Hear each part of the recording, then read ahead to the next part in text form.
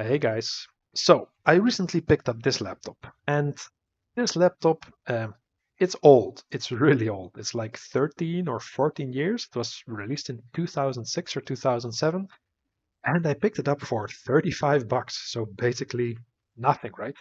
And the only reason why I picked it up is, well, back in the day when it was released in 2006 or 2007, this was the laptop that I wanted. I was still studying at the time, and for me, having like a laptop which was like 12-inch, small, portable, but was still having like the power of the Core 2 Duo inside, man, this was something that I was dreaming about just to have this kind of laptop. So yeah, when I saw this on a listing for 35 bucks, I knew that I just wanted to buy it for no practical use at all, but just to play around with and just to have some fun with it. So let's just have a quick look at this device, and then yeah, let's spend some time on the software side to see what I was actually doing with it so far, what it still can do, and yeah, let's just have some fun. So, one of the reasons why I wanted this laptop was because it was tiny. And as you see, it has a tiny screen. I mean, I can put my hands on it and it's like not that big. It's like 12-inch. And you know, when before I bought this laptop, I actually never had one in my hands before. I was seeing, some reviews of it on the internet. I was reading about it. You saw some pictures, but when I just opened this laptop for the first time a few weeks back, the first thing that I was so surprised about was like how tiny these bezels were for a machine from 2007. I mean, I remember still when the X13 no, not the X13. The Dell XPS 13 was released like in what, 2013 or 2014? And yeah, the whole gimmick from that laptop was, such small bezels. That was the hype around that laptop. And I remember looking at that and was like, wow, that's awesome. But then I'm opening this laptop and I'm seeing also these tiny little bezels. It's just amazing. And I have other ThinkPads now. I have a ThinkPad X13, what I was mixing up the Dell XPS with a few seconds ago. And that laptop, it's of course it has a different aspect ratio. It has like a 16 by 9, but the bezels on the bottom and the bezels on the top. Um, this is just amazing. Of course, it doesn't have a webcam, so it doesn't need the big bezel on the top. But man, I was still surprised how modern this looks. It's quite awesome. Of course, the panel nowadays is nothing special. It's like let me think, 1024 by 768, I think. But man, bezel's awesome. Okay, so let's have a move to the keyboard. I've used ThinkPads for I think 10 years now since I started my work. Most of the companies that I'm working for, I'm a developer, so most of the ThinkPad laptops that you get, to be honest, all have great keyboards. This is no exception. Um, I've seen some videos about similar laptops from the days from the ThinkPad line, and they're saying that like this is the best keyboard. To be honest, I think that it's like more what you're used to, right? If I would be typing on this for an extended period of time, this is just awesome. But the one that I currently have on my ThinkPad X13, it's the same thing. If I'm typing on that, that is just awesome. Of course, they feel different.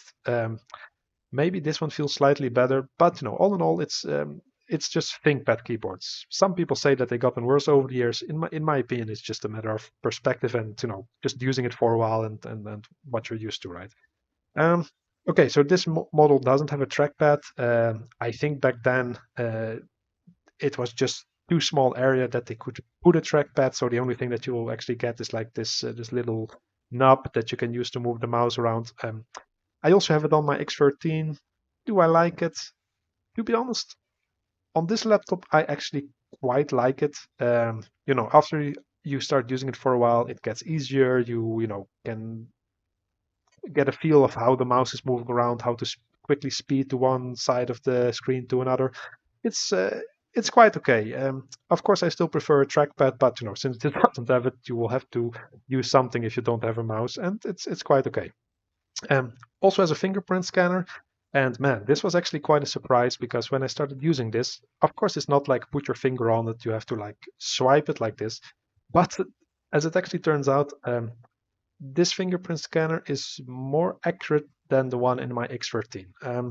That probably also has maybe something to do with software. We will get to that later, but the experience with this one has been that it's working more reliably and more faster than yeah, the one that my X13 has. Okay, so maybe let's quickly check out the bottom. So standard battery. Of course, it was still in the time that in ThinkPads you could remove the battery. I have absolutely no idea what the capacity of this battery is. I actually had to buy it aftermarket because when I bought the laptop for $35, it didn't come with any battery. So yeah, I just bought some generic one off the interwebs, and it works quite okay. Uh, but it's like what, 1.5 hours. It's okay for what I do with this laptop, but it's not stellar battery life, especially not for a new battery.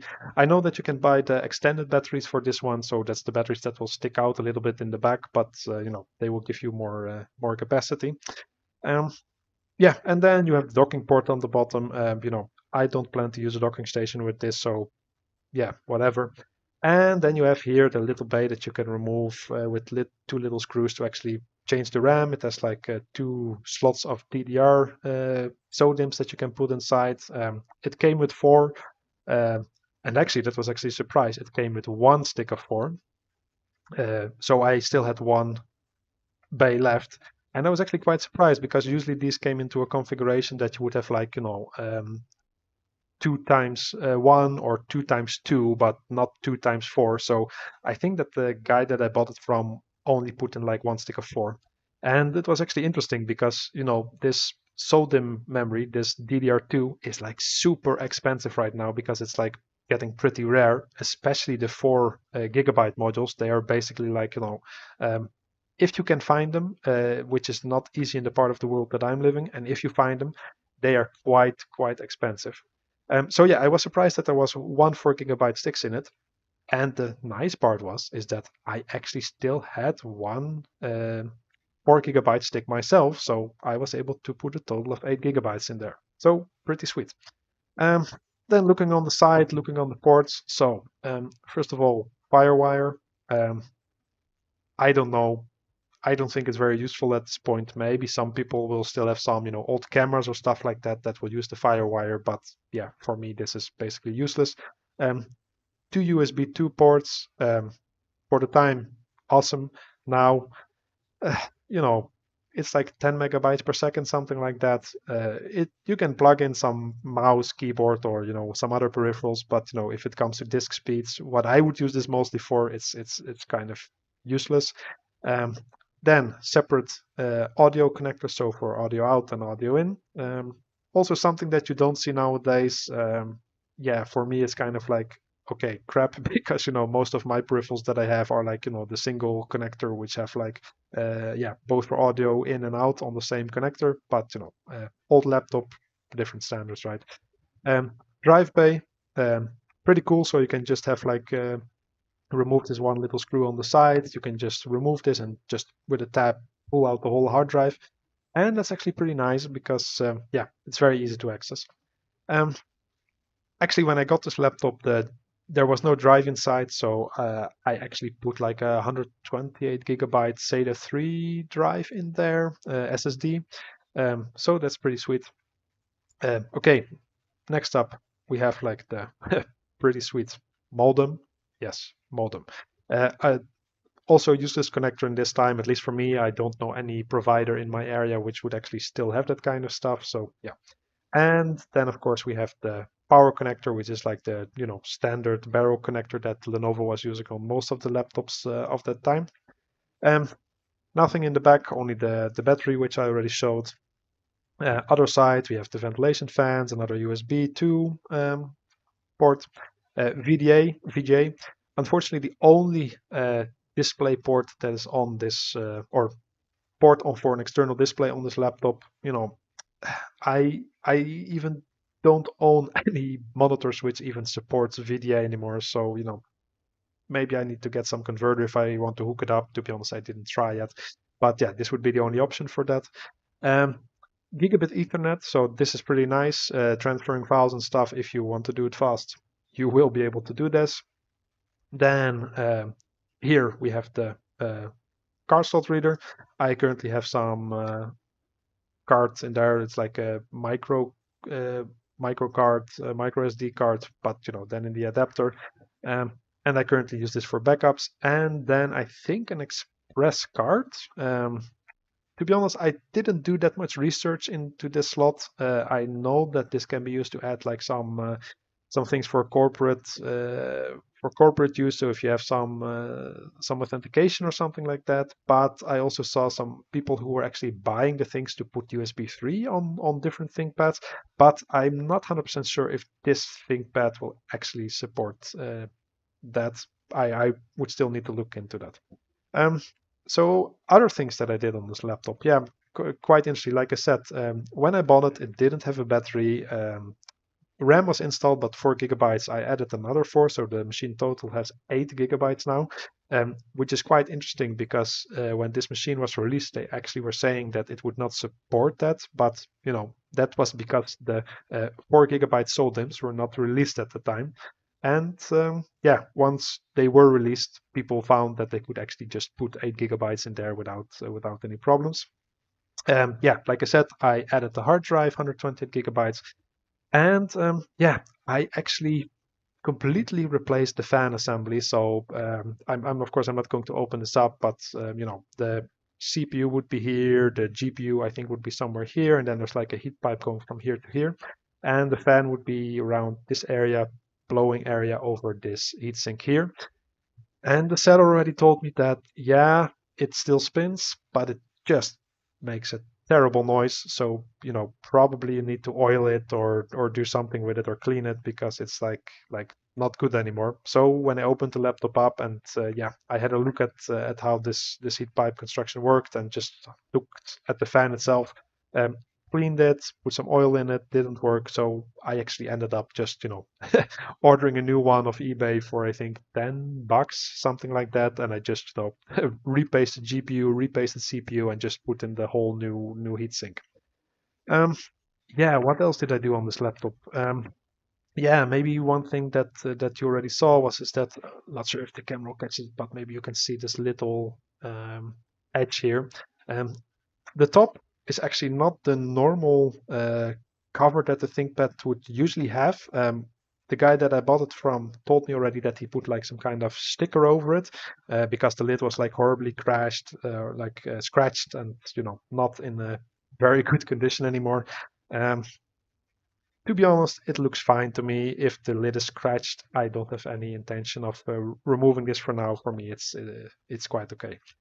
Um, then two other things that I did on the inside when I was cleaning it out and replacing the heatsink is that in this area here, under the touchpad or under the palm rest, I would say, you have like two PCI Express cards, and one was free, and in one was a Wi-Fi card. This Wi-Fi card, an Intel one, generally has the tendency to get very hot. So when I just got this laptop and I was just turning it on and playing around with it, and if you would put your armrest here, this would be like, well, I wouldn't burn my hands, but it was just very uncomfortable. So after some digging on the internet, I actually found that this Intel card, they just get really, really hot. Um, Luckily, I had still some other network card. I cannot remember the brand, but after some searching, I found that it should be compatible with this one, and I just swapped it out because it would use less energy. It would be not getting so hot. So that was also something that I swapped out. And the second thing that I put in the other PCI E slot was actually let me think what was it called again. Yeah, a Broadcom HD card. And back in the day, this was like a card that you could install in, like, for example, a netbook or something like that, to help with the decoding of HD footage for, like, YouTube when it came up, or just in Windows Media Player or something like that, or other programs, because these netbooks were just not powerful enough to drive that. I still had that laying around, so I was like, hey, if I have it anyway, let's just put it inside and see how that works, and yeah, if it's actually worth to use in this machine. But yeah, I will tell you a little bit more later when we look at the software side. One more thing that I want to mention is that when I was actually swapping out the Wi-Fi card and putting in this other one, when I was booting it, I noticed that the Wi-Fi card was not detected. And as it turned out, To be honest, I never knew that Lenovo was doing that already before Apple. But apparently in the BIOS, they actually were blacklisting some of the different types of Wi-Fi cards that you could put in back at the time, um, because they just wanted to sell that specific card with this. To be honest, I don't know the reason why they did that, but kind of annoying if you want to swap it out. But luckily, the BIOS inside, of course, while Lenovo stopped updating this like 10 years ago, there was some enthusiast which actually went into this BIOS ROM and did some tricks with it to actually just remove this whitelist so you could put any Wi-Fi card from the time that you wanted. And yeah, as extra benefit, he also enabled some things like because originally this laptop would only support SATA 1 drives, while the hardware was capable of SATA 2 drives. And yeah, he also made sure that you could use SATA 2 drives in this. So yeah, at least for the SSD that I put in, like I said, it's a SATA 3 Samsung, I think. Um, yes, of course, it's still constrained by the SATA 2 interface, but it's a lot faster than SATA 1.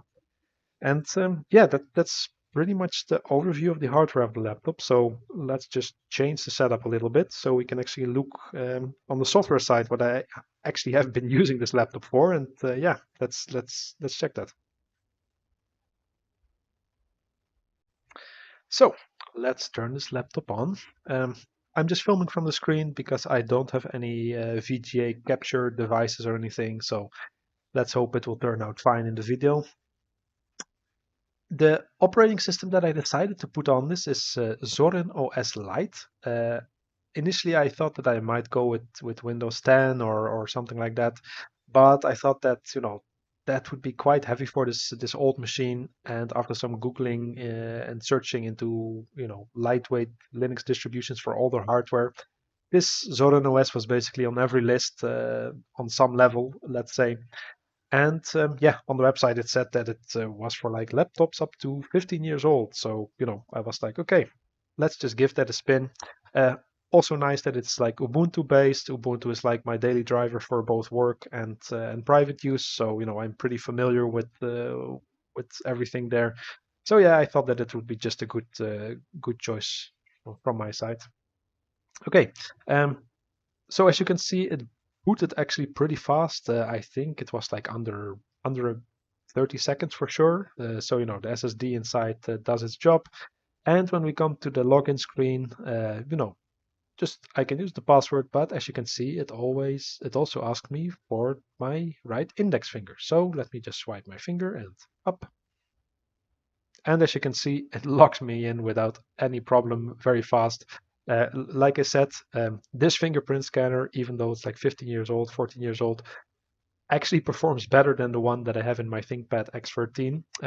But to be fair, I think that on the X13 it might also be like a driver issue still with Linux that is not registering my finger sometimes or just erroring out on me. It's just slow. Uh, but the software, this X13 is like 1 year old, I think, at this point. So the hardware there might be a little bit too new. Maybe they still need to do some tweaking with that. So I'm not saying that this is like definitely better, but as for now, this laptop is better than my X13. So like I said, Zorin OS Lite uses XFCE desktop environment. I never used this before I put it on this laptop, but it's actually quite nice. And yeah, especially on this laptop, it's like really, really responsive. Even though that is like super old, I was like very surprised about that. Um, Besides, when I installed it, I actually didn't have to do that much work on the default hardware. The Wi-Fi was recognized straight away.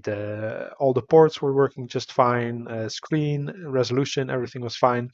Uh, the only two things that I spent some time on, first of all, you see this little icon here, which is like an indicator for this Broadcom Crystal HD card that I was talking earlier about. I will show a little bit later how that is performing. But yeah, there's absolutely no driver support from Broadcom anymore for the last 6 or 7 years, I think.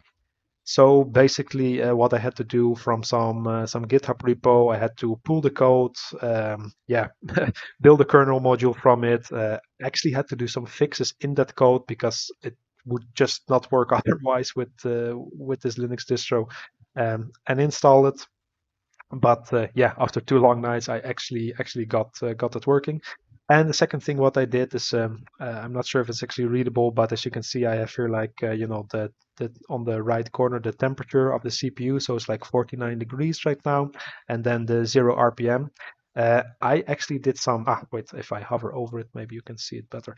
I actually did some work with some custom fan profiles because this fan it was just spinning up, slowing down, spinning up, slowing down. But to my surprise, there was actually some yeah, I think it was called Thinkpad piece of software that I could install and actually run some custom fan profiles to make it a little bit quieter. Generally 50 degrees for CPU when it's just not doing that much is pretty okay. And once the CPU will get warmer, like around 60 degrees, I actually, added a profile that it will spin up to like 40%, 50%, something like that. And if it gets over like 65 or towards the 70, that it will actually start, ramping up, yeah, fully. So besides software, these were the only two things that I really spent some time on. But for the rest, out of the box, everything was actually already pretty good. Okay, so let's just do some general computing, right? Let's just start, let's say, with some browsing. Um, no, I actually have a better idea. Let's actually just show exactly what's inside because uh, I actually didn't mention during the hardware overview what was actually inside except for the RAM. So let's just do a Neo patch. As you can see, we have Zorin OS, kernel 5.4, ThinkPad x61s, resolution of the screen 1024 by 768. And then we can see here that we have our awesome Core True Duo L6500 with 2 cores running at a maximum of 1.6 gigahertz.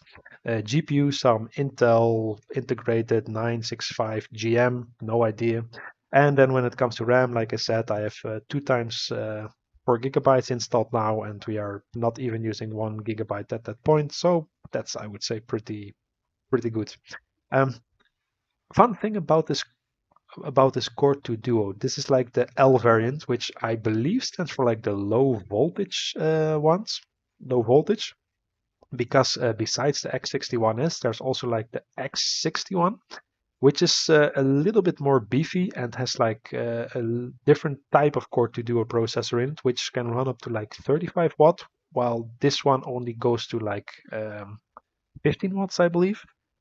So this model was really like the S model was like really for portability and absolutely not the best for the performance. For that, you would get the non-S variant.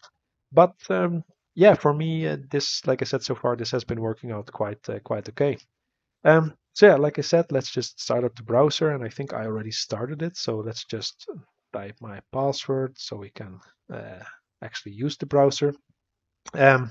Normally, I'm not using Chrome. I'm just opening that because I don't have anything opened in here that I don't want you guys to see. And yeah, let's just maximize it. And I have a few sites that I selected just to have a peek on how it does with some normal day-to-day browsing. Maybe let's first quickly clear the history so we know that we are actually loading the pages from the beginning. And yeah, one more thing that I should mention is these pages that I'm just now going to go over. On the network level, I'm running a Pi-hole, so lots of the advertisements that you would normally see on, for example, the New York Times or YouTube, they will just not show up because, yeah, on the DNS level, I'm blocking that, so some things might be a little bit faster in my case than for somebody else. But if I just open the New York Times, yeah, you will see it loads in just fine. When I start scrolling and stuff, it's quite responsive. Yeah, of course we accept all the trackers. It's quite responsive. No problems with just looking at articles, reading. But then the New York Times, when it comes from the website perspective, I would not say that it's like a very difficult site to render. It's mostly text and some images, minimal layout. It works just quite well for like day-to-day browsing. If you have websites like this, it's fine. It's not lagging in any way. Um, you know, even if I would have only have like, for example, 2 GB, it would probably still do just fine if you don't open too many tabs. Um, yeah, because it's just not heavy in this sense. Okay, now we are going to open the NASA website. This is a little bit more heavy website. As you can see, it takes quite a while to load. Lots of visual things on this website. Lots of videos and stuff that is loading. Maybe not on the front page, but I think that if we go to which one? I think this one had some nice videos that it was actually playing in real time while it's loading. And yeah, as you can see here. And as you can see, even from that perspective, scrolling and just using this from a day-to-day basic stuff, it actually works really good. I would have no problems just using this as a browser machine. Of course, if you would look at the CPU here, generally this is running at like 900 megahertz or 1 gigahertz, I think. And as you can see, if I'm not doing anything, it's already still, it's already boosting quite regularly to like 1.2, 1.3, but it's quite okay. And then, the CPU usage, depending on what you're doing, if I start scrolling, you can see that it's like, climbing all the time because, even though that it's a full-fledged computer, 15 years old, it just has maybe not struggling, but it's basically dedicating lots of computational resources to actually just render this page. But yeah, still for a heavy website, if you just go around to do stuff, looking at the images and things, it's still quite good. Okay, so then of course the second thing what we would be doing on this laptop, and let me just check if I have the sound off because I don't want to play any sound. Is of course YouTube. If you could actually use this laptop to just watch some YouTube videos. And I'm just going to play this video from the x61 that I was discussing a little bit earlier from, yeah, of course I agree, uh, from Does Not Compute. You should go check out this channel. This guy makes really awesome retrospectives on like older hardware and stuff. It's really great. Um, and standardly it's playing this in like 480p, and it works quite okay.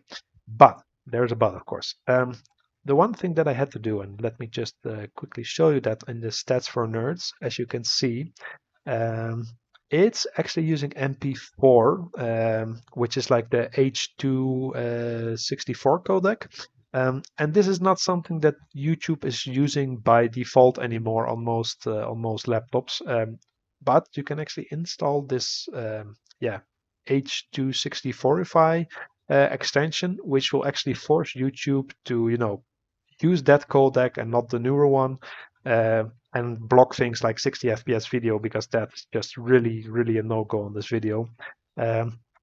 Not sure if you will be able to see it, but in the stats for nerds, you can see that even on with 480p, we are dropping like some frames here and there, but it's quite okay. If we would play it full screen, this would be something that for me that would be also quite usable.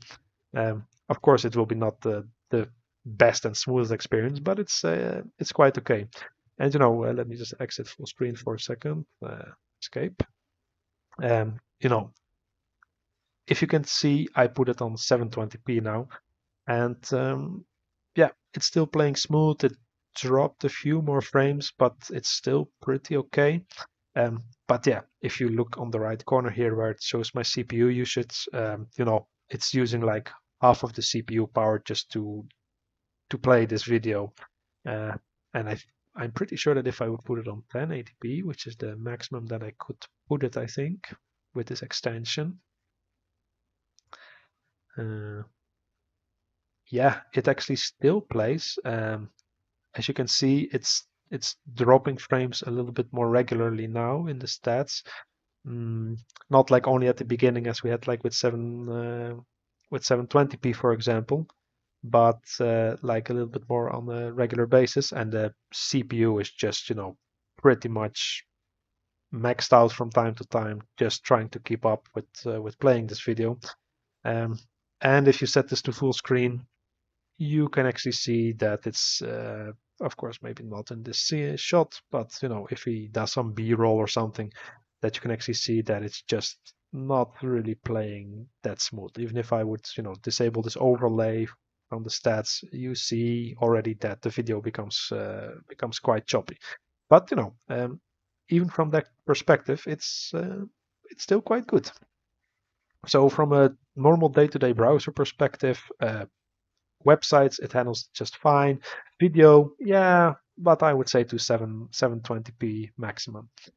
Um, of course, then the second thing that you could use this for would be just some, normal office tasks and things like that. So let me just open.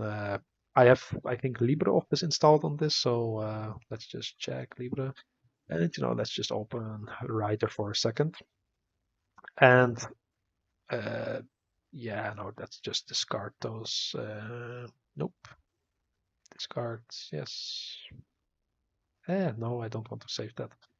If I just open LibreOffice, as you can see, it loads just amazingly fast. I have no idea if they optimize it that well, or if this distro is just that good. But even on my X13, it doesn't load as fast as that it load here.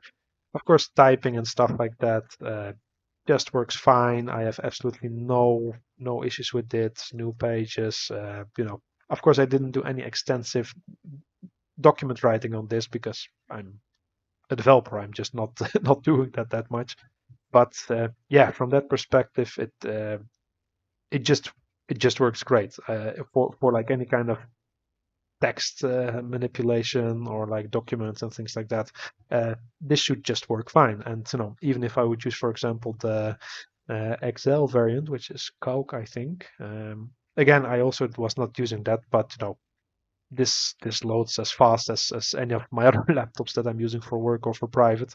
And of course, I was not using this with like super big spreadsheets and stuff. So your mileage may vary, but for some basic stuff, um, yeah, I would say that just this works just fine. So for office things, the same as for the browsing, totally usable, even while it's like a 14, 15-year-old machine. Okay, now let's do some other type of video playback. As you could see before, YouTube works fine to 720p, but 1024 you get into the territory that it's starting to struggle quite a little bit. And yeah, there is actually where the interesting part comes in. This Broadcom Crystal HD card, it was at one point supported by Chrome, but they kind of dropped support for that, I think, 6 or 7 years ago. So I was checking that if there was any browser that could use this Crystal HD card, but there's just no browsers that support it anymore. But when it comes to normal video playback, it actually does. I tried a few different players. Unfortunately, VCL, which would be my go-to player, is not supporting that anymore.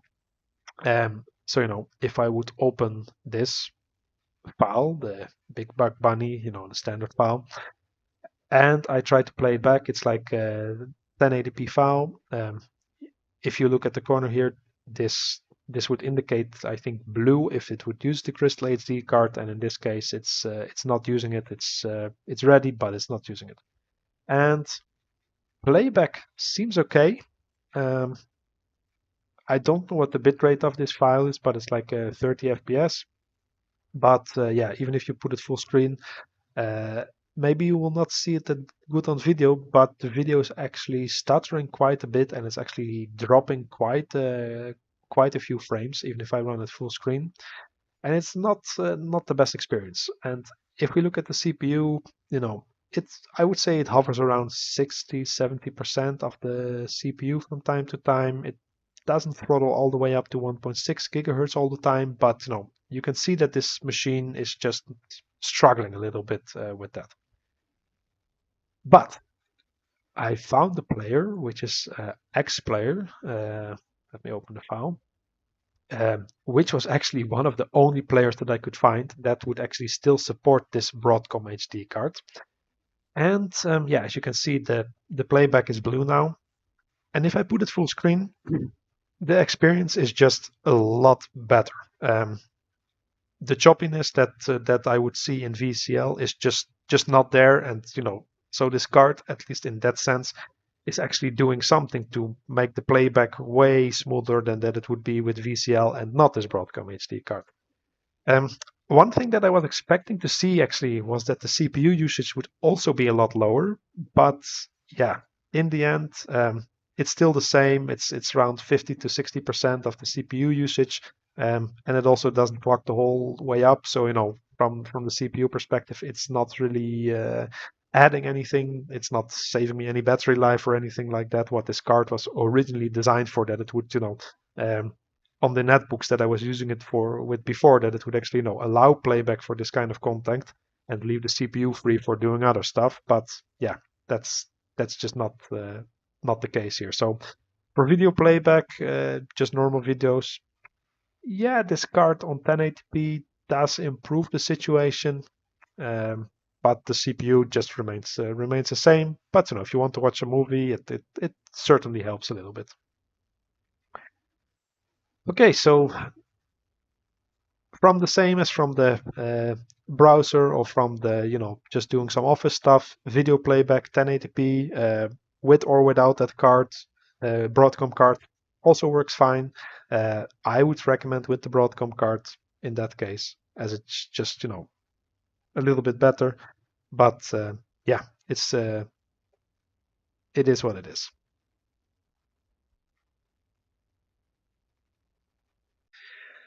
Okay, and now after the video playback, let's actually try some gaming. Um, so it's an old machine. You will not be running any new games on that. And even when this was released in the time, it had like Intel HD graphics. So not it would not be that you would be running even any games of 2006 and 2007 on that. But I have actually been trying to get some games up and running, and some of the older games that were released, let's say 5 to 10 years before that this machine was released, actually worked very decently. You should be aware that this is actually Linux, so lots of the games that I will show now are actually running on their Proton, like this abstraction layer that Valve provides. And yeah, you can actually play quite a lot of games on this, which are of course old nowadays, but I was actually surprised. So the first one that I will just briefly show would be Unreal Tournament. Let's just give the second for Steam to start and stuff, because yeah, apparently Steam is quite heavy. But yeah, as you can see, it starts, and we have the intro that we would normally have with Unreal Tournament, and let's just do a quick practice session. And as you can see how fast that Unreal Tournament loads in. Let me just show the FPS for a second. Timetable statistics. As you can see, we are running this with like 50 FPS, something like that, and yeah, actually runs quite well. Actually, all the games that I will be showing now are actually running in 640 by 480. Putting it higher, it would still run, but you will get like frames in like what? Hey, you will get like frame rates in like 30 FPS, 25 FPS. So especially on such a small screen, the 640 by 480 for me just works fine.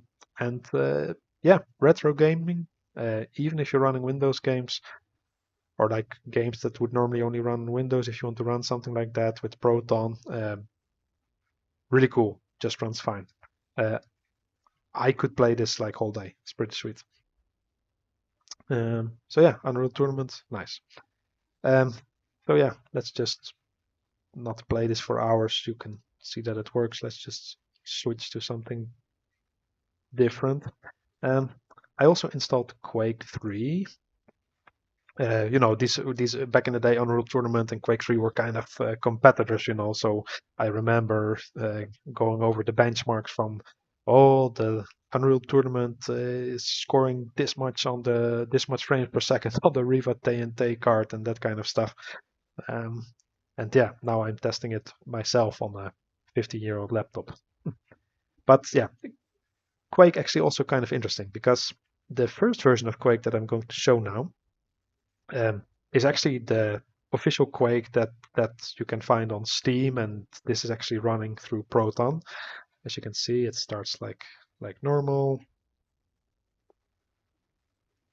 actually quite fast. And let's do just a quick time demo. So for people who don't know, time demo is like the way that you could actually benchmark your system. So time demo 1 and then demo 4.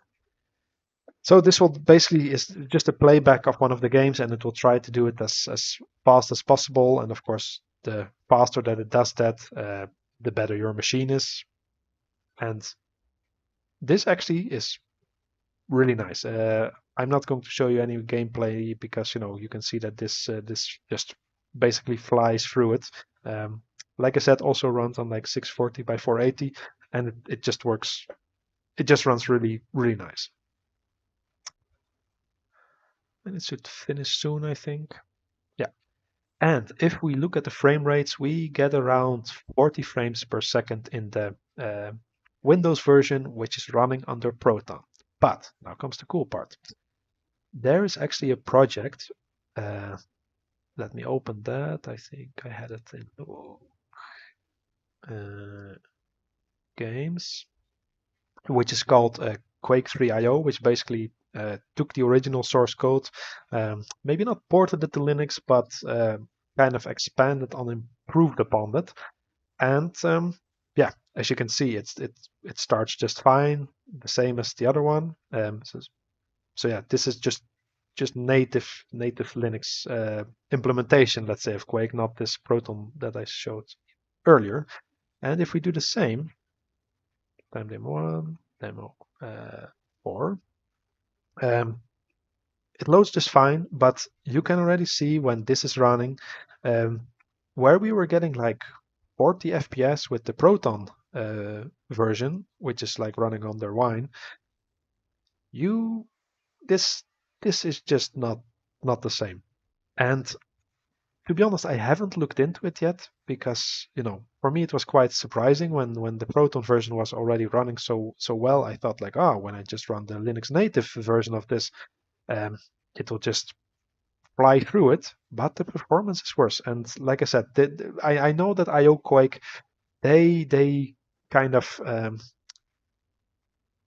improved the OpenGL renderer that Quake came with. They are using like probably some new extensions with that. I'm not 100% sure, but I think that they are using something that is just not as well supported by this integrated graphics as that the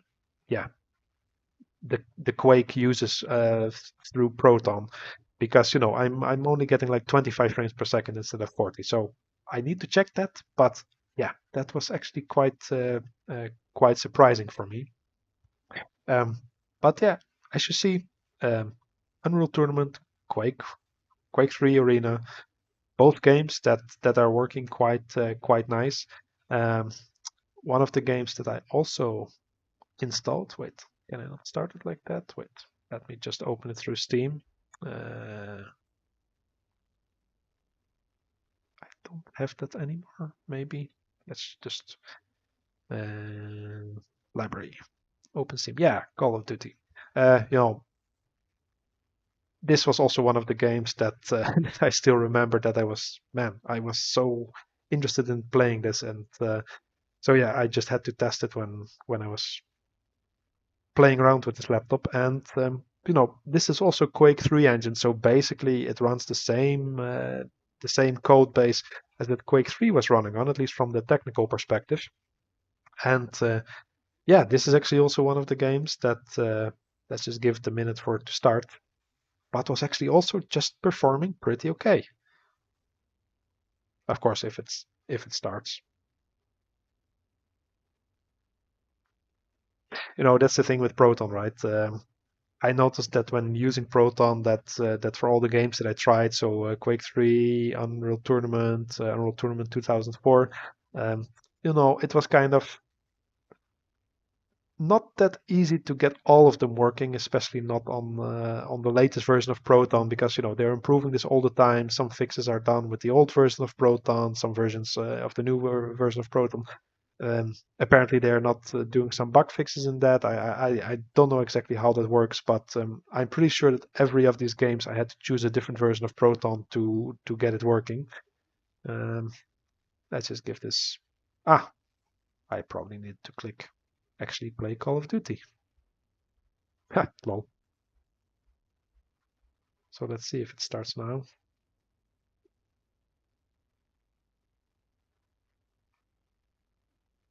CPU looks busy at least.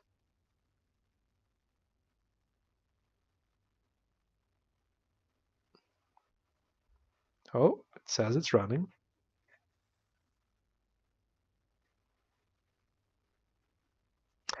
And yeah, like I said, Call of Duty runs on the same engine as Quake 3, but I'm not 100% sure uh, what year this was released, because it was like nope,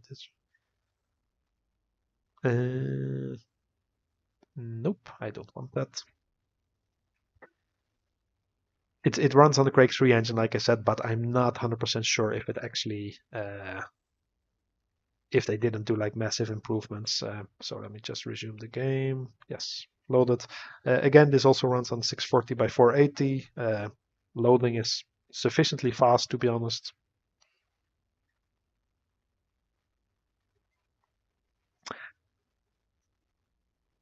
And I don't know how to show the FPS in this game, but yeah, if I'm just playing this, I would say that it would be like 30 FPS, maybe in the high 20s, something like that.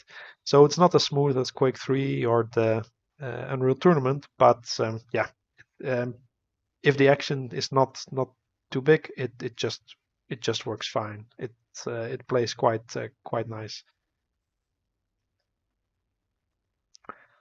Okay,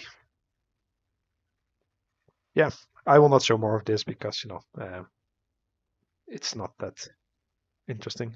Yeah, as you can see, I also installed Unreal Tournament 2004, and while it runs, it's like low 20s, even for 640 by 480.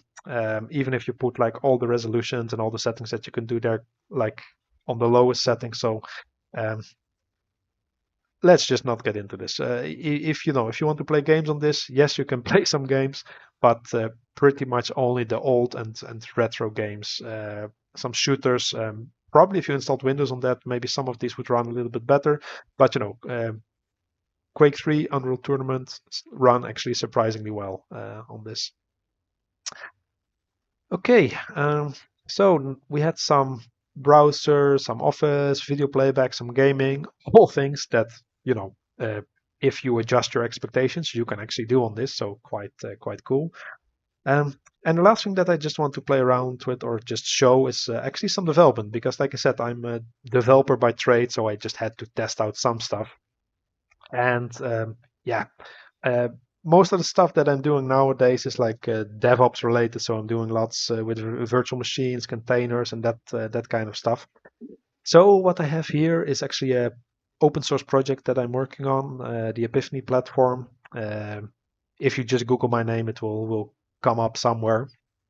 And this is actually running in one of the dev containers. And I would not develop from this machine for sure, but I just wanted to check out if it would actually run that kind of stuff. And yeah, dev container work. This stuff that we're doing here, it's like mostly Python, some Ansible, things like that from this dev container. once this is loaded in, as you can see, the CPU is quite busy. While of course the environment is open now, but it's probably still doing something in the background.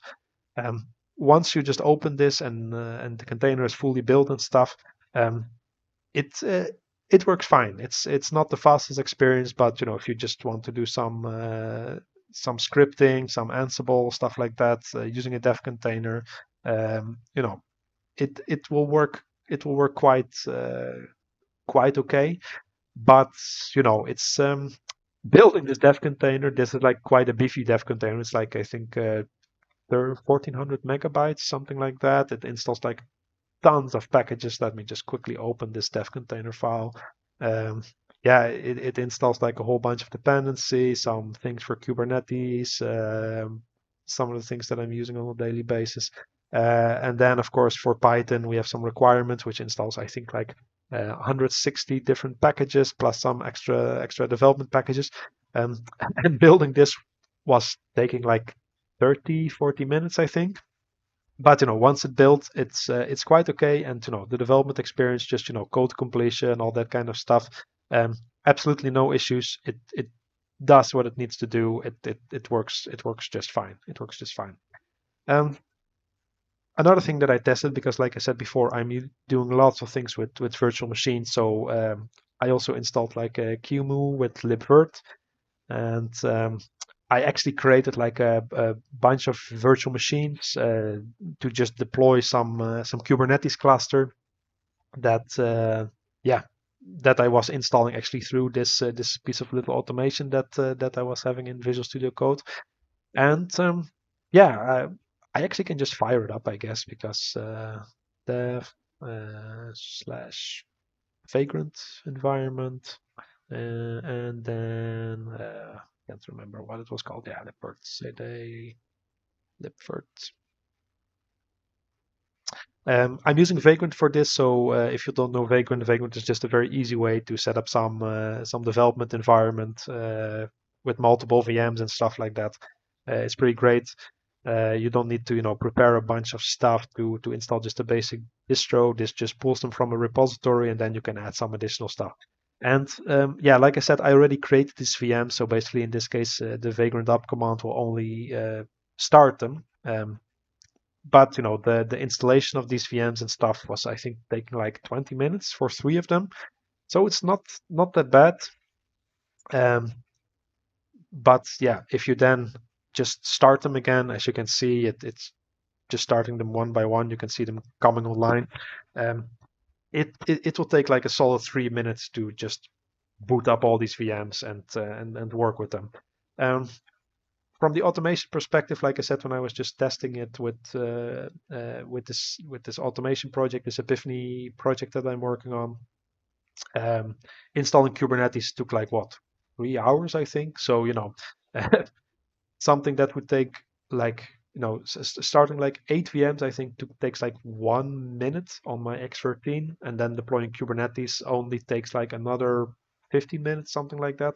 So this machine is definitely not for that for that kind of tasks.